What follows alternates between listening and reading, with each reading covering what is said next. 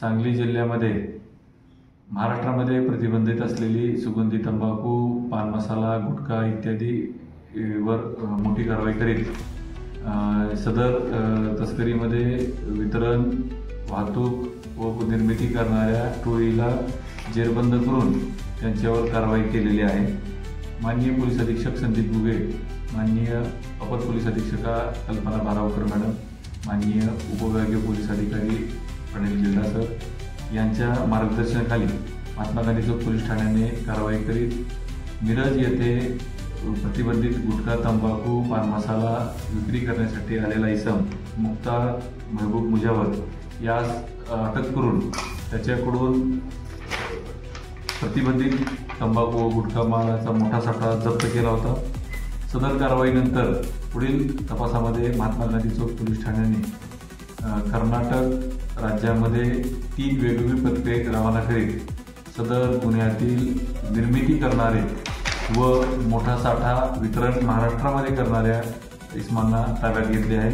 यामध्ये सलीम गुरसाब आवटे राहणार शाहूनगर बेळगाव कर्नाटक हे निर्मिती करणाऱ्या आरोपीस अटक करून या गुन्ह्यातील उमेश शंकर पाटील राहणार पुढची अथनी यांना साठा करून मिरज सांगली जिल्हा इथे वितरण करत असल्याने त्यांना या गुन्ह्यामध्ये अटक केलेली आहे।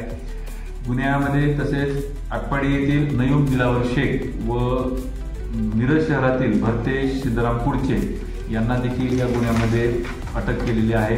सदर गुन्ह्यामध्ये मुख्तार महबूब मुजावर यांच्याकडे 82,600 रुपयाचा, नयूब दिलावर शेख यांच्याकडे 10,18,000 रुपये किमतीचा व भरतेश सिद्धराम पुढचे यांच्याकडे साधारण 6,94,000 इत्यादीचा असा मिळून एकूण 17,95,844 रुपयाचा प्रतिबंधित तंबाखू, पान मसाला, गुटखा व वाहन असा मुद्देमाल महात्मा गांधी चौक पोलीस ठाण्याने पकडलेला आहे।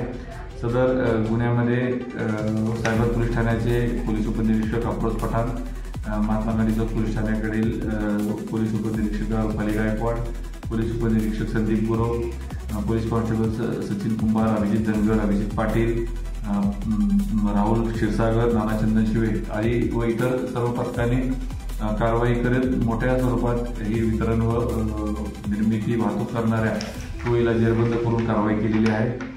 यापुढे देखील अशा प्रकारच्या नशा किंवा इतर अवैध कारवाई अनुषंगाने मोठ्या कारवाई आम्ही करणार आहोत।